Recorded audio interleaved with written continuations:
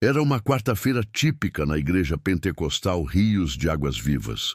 O templo, que comportava cerca de 200 pessoas, estava lotado para o culto de oração. Pastor Marcos Silva, de 52 anos, ajustava o microfone no púlpito enquanto observava os fiéis que chegavam. Seu terno azul marinho estava impecável, assim como seus sapatos italianos que brilhavam sob as luzes do altar.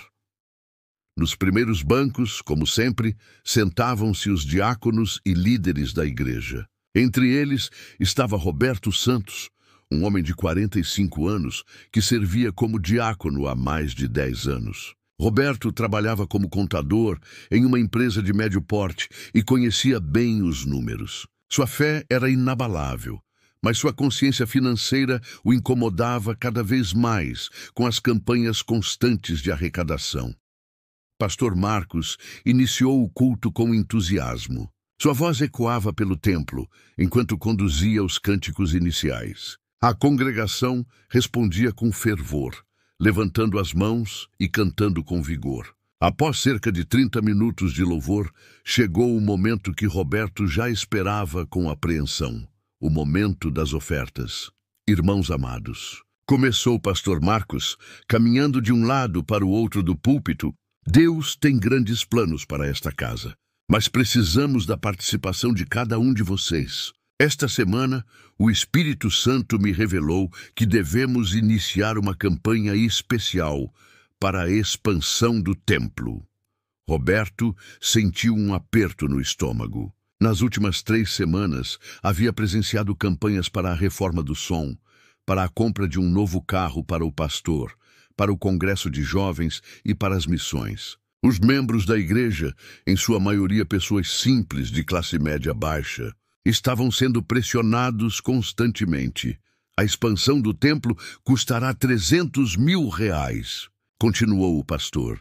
E sei que Deus tocará no coração de cada um para que contribuam generosamente. Lembrem-se das palavras de Malaquias: trazei todos os dízimos à casa do tesouro, para que haja mantimento na minha casa. E depois fazei prova de mim nisto, diz o Senhor dos Exércitos. Se eu não vos abrir as janelas do céu, e não derramar sobre vós uma bênção tal, até que não haja lugar suficiente para recolherdes. Roberto observava os rostos ao redor. Dona Maria, de 70 anos, que vivia de uma aposentadoria de um salário mínimo, já estava tirando dinheiro da bolsa. O jovem casal Carlos e Patrícia, recém-casados e endividados, sussurravam entre si, claramente preocupados com mais essa cobrança. Quero ver quem tem fé suficiente para plantar uma semente de R$1.000 nesta campanha, declarou o pastor Marcos, batendo o punho no púlpito.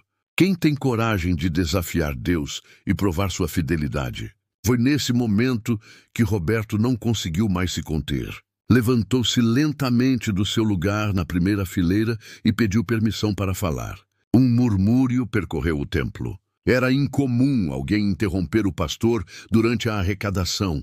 Pastor Marcos, disse Roberto com voz respeitosa, mas firme, posso fazer uma observação? O pastor pareceu surpreso, mas acenou positivamente.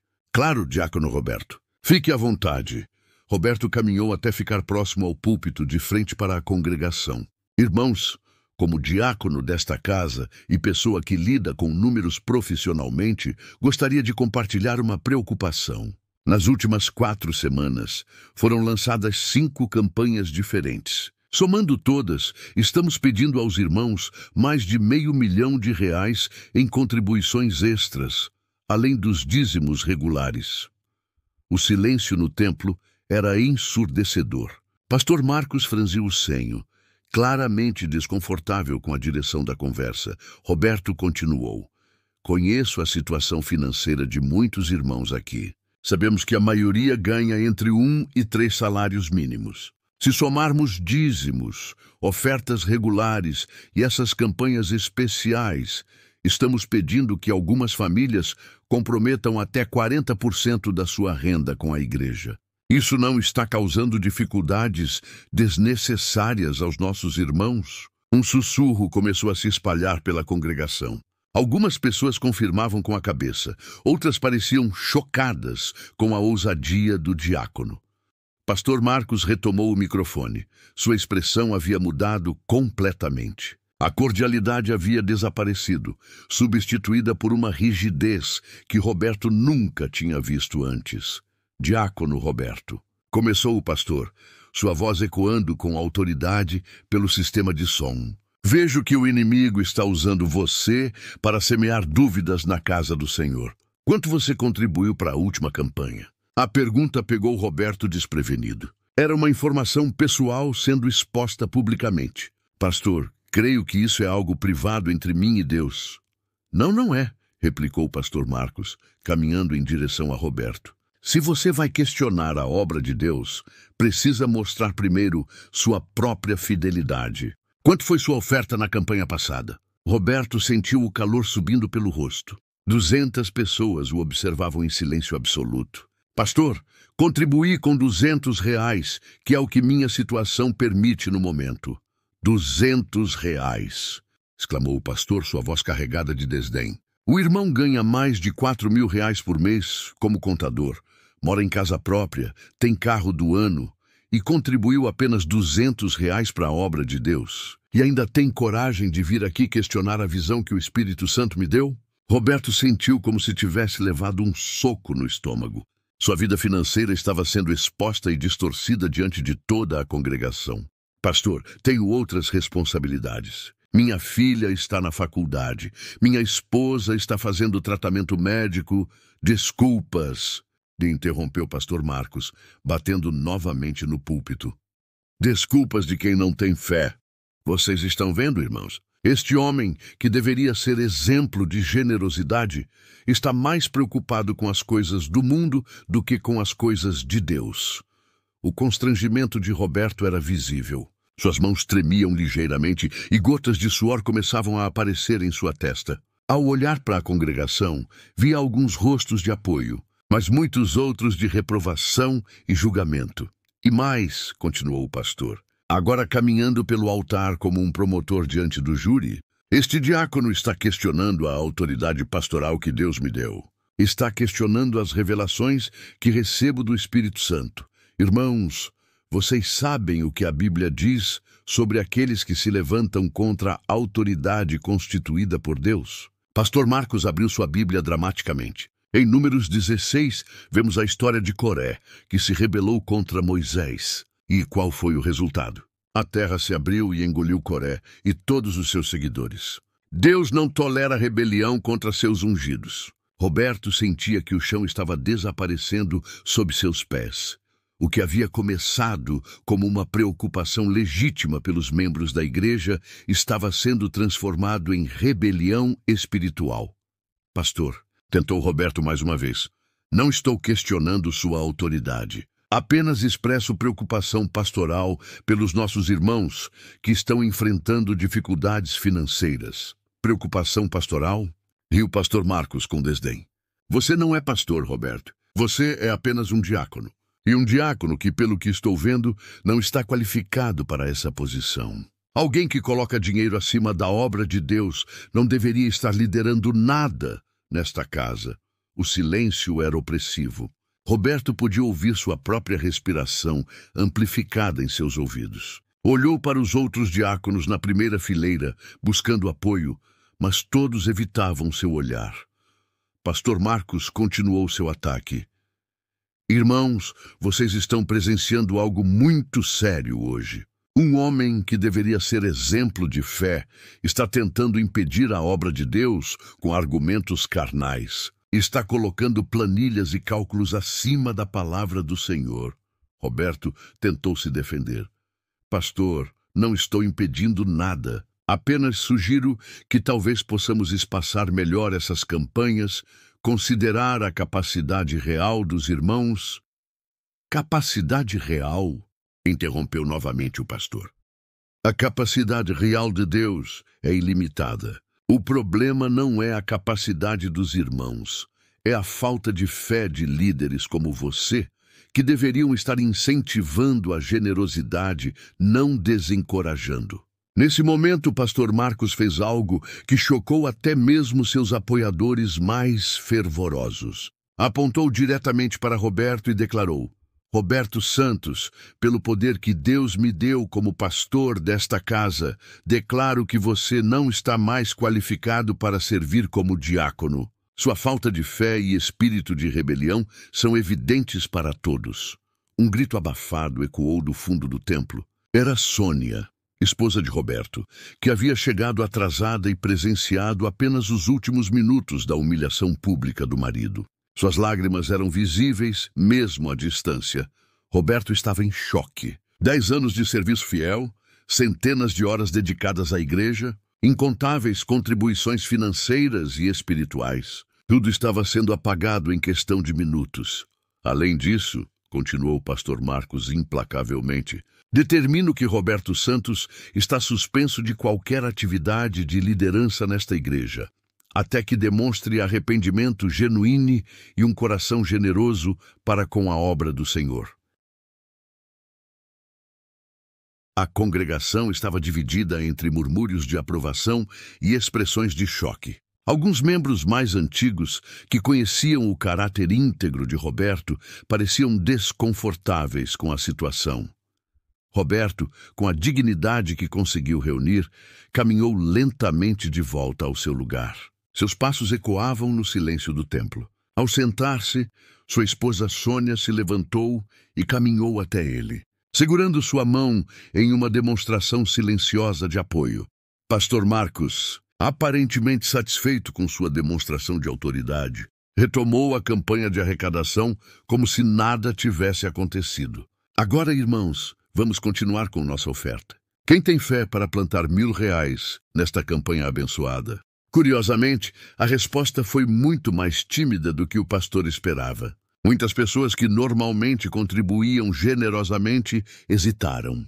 O que havia acabado de presenciar os deixou desconfortáveis. Se um diácono respeitado podia ser humilhado publicamente por expressar preocupações legítimas, o que poderia acontecer com eles? Dona Maria, a idosa aposentada, guardou discretamente o dinheiro de volta na bolsa. O jovem casal, Carlos e Patrícia, se entreolharam e permaneceram sentados quando foi feito o apelo para contribuições de R$500.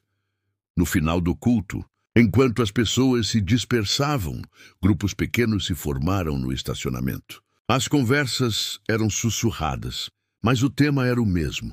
O que havia acontecido com Roberto foi justo. Um pequeno grupo se aproximou de Roberto e Sônia no estacionamento. Era composto por alguns membros mais antigos da igreja, incluindo outros diáconos. Roberto, disse Joaquim, diácono há 15 anos, você não estava errado no que disse lá dentro. Eu também tenho observado essas campanhas constantes e o impacto nas famílias. Mas vocês não disseram nada quando eu precisava de apoio. Respondeu Roberto, ainda claramente abalado. Sabemos, e nos envergonhamos disso, admitiu Joaquim. Mas você sabe como é difícil confrontar o pastor. Ele tem muito poder e influência.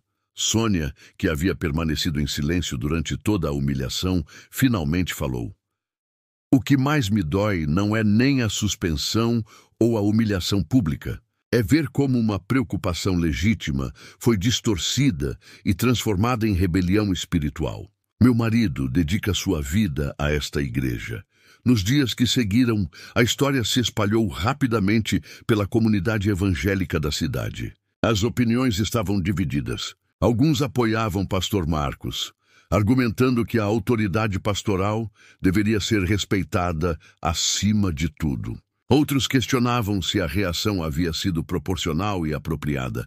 Roberto passou por uma crise de fé profunda. Por semanas, questionou se realmente havia sido movido pelo Espírito Santo ao expressar suas preocupações ou se, como o pastor havia sugerido, estava sendo usado pelo inimigo para causar divisão. Sônia observava o sofrimento do marido e sentia raiva crescente, não da igreja ou da fé, mas do sistema que permitia que líderes abusassem de sua autoridade para silenciar vozes dissidentes, mesmo quando essas vozes expressavam preocupações legítimas e bíblicas. 3 semanas após o incidente, algo inesperado aconteceu. Durante um culto de domingo, pastor Marcos anunciou a compra de uma nova motocicleta de luxo, alegando que era uma bênção de Deus pela fidelidade em sua obra. A motocicleta custara exatamente R$40 mil, uma quantia que representava quase 15% da campanha para a expansão do templo. A compra gerou murmúrios e desconforto entre os membros. Alguns começaram a lembrar das palavras de Roberto sobre a necessidade de prudência financeira e consideração pela situação dos fiéis. Maria Fernanda, uma jovem recém-convertida que trabalhava como jornalista, decidiu investigar mais profundamente as finanças da igreja. Usando suas habilidades de investigação, descobriu que nos últimos 2 anos, pastor Marcos havia adquirido uma casa nova, avaliada em R$500 mil, 2 carros de luxo e agora a motocicleta. Tudo enquanto lançava campanhas constantes para os membros. A informação circulou discretamente entre alguns membros, gerando ainda mais questionamentos sobre as práticas financeiras da liderança. Enquanto isso, Roberto havia começado a frequentar uma pequena igreja em um bairro vizinho, onde foi recebido com carinho e onde sua experiência e conhecimento foram valorizados sem que precisasse contribuir além de suas possibilidades. Na nova igreja, ele encontrou um ambiente diferente. O pastor, um homem simples de cerca de 60 anos, dirigia um carro popular de mais de 10 anos e morava em uma casa modesta. As campanhas de arrecadação eram raras e sempre com total transparência sobre o uso dos recursos.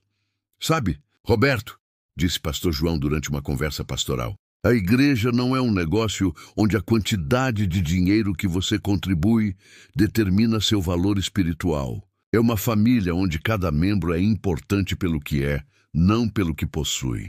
Roberto sentiu uma paz que não experimentava há meses. Nessa nova comunidade, suas habilidades como contador eram valorizadas. Foi convidado para ajudar na administração financeira da igreja, trazendo transparência e organização às finanças, sempre com prestação de contas clara para toda a congregação. Sônia também floresceu nesse novo ambiente. Suas habilidades como professora foram reconhecidas e ela começou a liderar um ministério de ensino para crianças. Algo que sempre desejara fazer, mas que na antiga igreja era reservado apenas para as esposas dos líderes mais graduados. 6 meses após deixar a igreja pentecostal Rios de Águas Vivas, Roberto recebeu uma visita inesperada. Era Joaquim, seu antigo colega diácono, acompanhado de mais 3 famílias da antiga igreja. "Roberto", disse Joaquim com certa urgência, "precisamos conversar com você. A situação na igreja está insustentável. Após você sair, as campanhas só aumentaram. Pastor Marcos lançou uma campanha para comprar um apartamento na praia, alegando que é para retiros espirituais. Muitas famílias estão em dificuldades financeiras sérias." Roberto os recebeu em sua casa e ouviu atentamente os relatos. Aparentemente, após sua saída, o comportamento autoritário do pastor havia se intensificado. Qualquer questionamento era imediatamente rotulado como rebelião espiritual. "E não é só isso", continuou Joaquim. 3 famílias já deixaram a igreja. A jovem Maria Fernanda foi disciplinada publicamente por fazer perguntas sobre o uso das ofertas. Dona Maria teve sua aposentadoria comprometida porque se sentia obrigada a contribuir com valores que não podia. Sônia, que ouvia a conversa da cozinha, não conseguiu se conter. Vocês viram o que aconteceu com Roberto quando ele tentou alertar sobre exatamente essas questões. Onde estavam vocês naquela hora? O constrangimento foi visível no grupo. Joaquim baixou a cabeça. Sabemos que falhamos com Roberto. Tínhamos medo, éramos covardes. Mas agora vemos que ele estava certo desde o início. Roberto, sempre conciliador, buscou focar no presente. O que posso fazer para ajudar vocês agora? Queremos saber se você nos ajudaria a conversar com o pastor Marcos. Talvez mediar uma conversa sobre essas questões. Pediu Joaquim. Roberto refletiu por alguns momentos antes de responder. Joaquim, Vocês sabem como fui tratado quando tentei abordar essas questões. Não acredito que pastor Marcos esteja aberto ao diálogo, mas posso oferecer algo diferente. Roberto então contou sobre sua experiência na nova igreja, sobre a transparência financeira, sobre o ambiente de amor e aceitação que haviam encontrado. Convidou o grupo para visitar a igreja e conhecer uma forma diferente de fazer comunidade cristã. A questão não é apenas sobre dinheiro, explicou Roberto.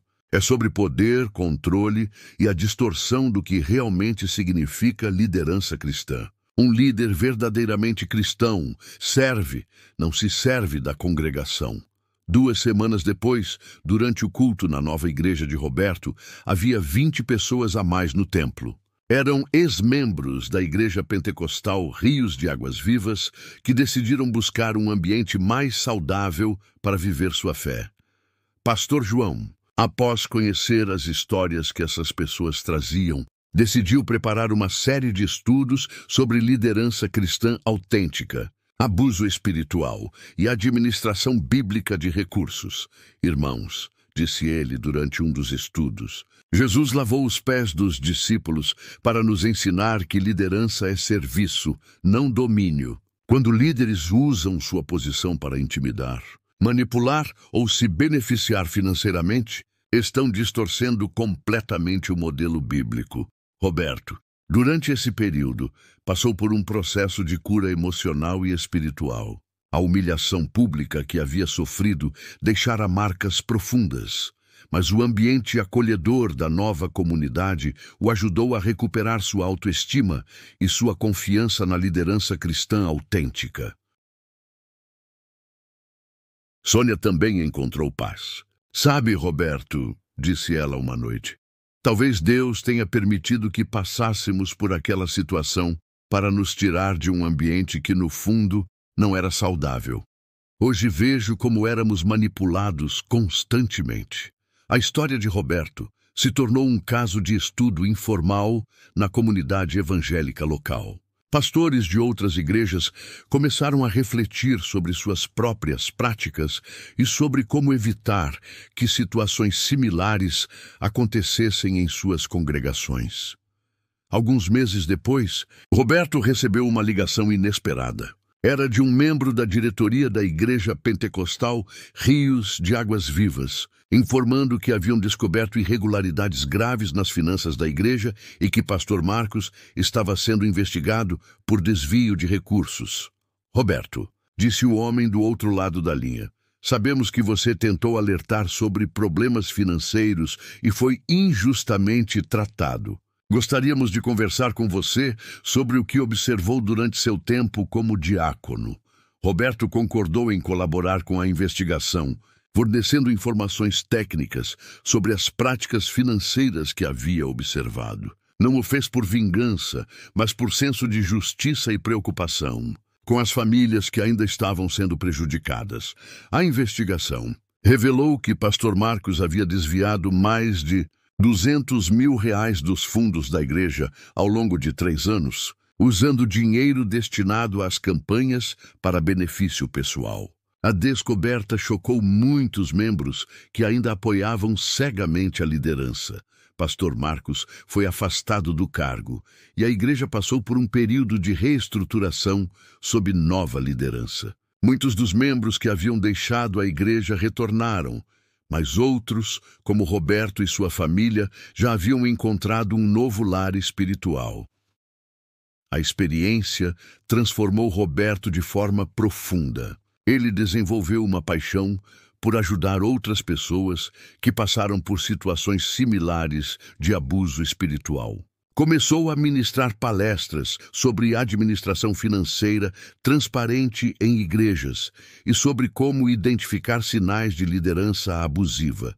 O que aprendi, dizia Roberto em suas palestras, é que questionar não é rebelião quando feito com amor e preocupação genuína. Na verdade, é um ato de amor alertar quando vemos práticas que podem prejudicar a comunidade de fé.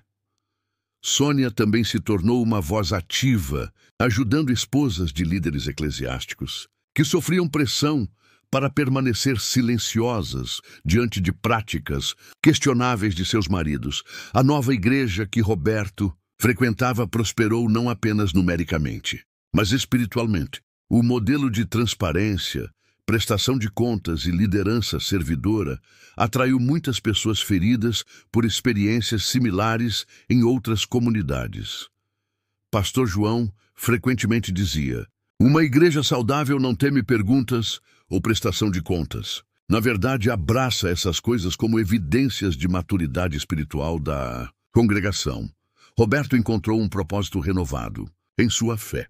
A experiência dolorosa que viveu havia se transformado em uma ferramenta para ajudar outros e promover práticas mais saudáveis na comunidade cristã. Anos depois, quando contava sua história, Roberto sempre enfatizava uma lição fundamental: a autoridade espiritual legítima não se impõe pela força ou intimidação, mas se confirma pelo fruto do caráter e do serviço amoroso. Quando um líder precisa humilhar publicamente alguém para manter sua autoridade, já perdeu sua legitimidade espiritual.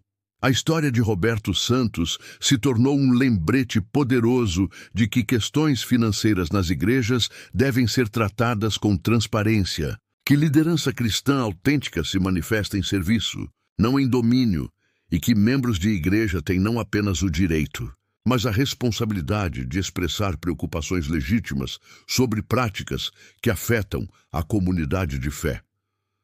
Sua experiência também demonstrou que, embora confrontar práticas questionáveis possa resultar em sofrimento temporário, a integridade pessoal e a fidelidade aos princípios bíblicos são mais importantes que a manutenção da paz a qualquer custo. E, finalmente, mostrou que Deus pode usar até mesmo as experiências mais dolorosas para nos direcionar a lugares e propósitos melhores em nossa jornada de fé.